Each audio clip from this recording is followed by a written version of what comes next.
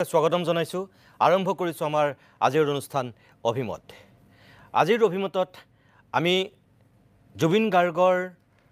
শেহতীয়া যেটো ঘটনা সেই ঘটনাটোৰ সন্দৰ্ভত আন এটা অধ্যায় আলোকপাত কৰিব বিচাৰিছো আজিৰ দিনটোতেই অসমলৈ আহিল ৰাহুল গান্ধী আজিৰ দিনটোতেই ভাৰতীয় জনতা পাৰ্টিৰ ফালৰ পৰা ঘোষণা কৰা হৈছে কিছু কাৰ্যসূচীৰ কথা আৰু আজিৰ দিনটোতেই ছিংগাপুৰ পুলিচে সদৰি কৰিছে কিছু তথ্য জুবিন গাৰ্গৰ মৃত্যু অস্বাভাৱিক নহয় বুলি এক প্ৰকাৰ ইংগিত দিয়া হৈছে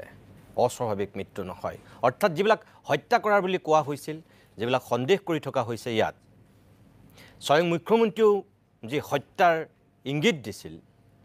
তাৰ উলুটা এটা ইংগিত দিছে ছিংগাপুৰ পুলিচে এই গোটেই কথাখিনিক লৈ আজি অভিমতত আমি এই কাৰণেই পাতিব বিচাৰিছো যে চাউতে 19 তাৰিখ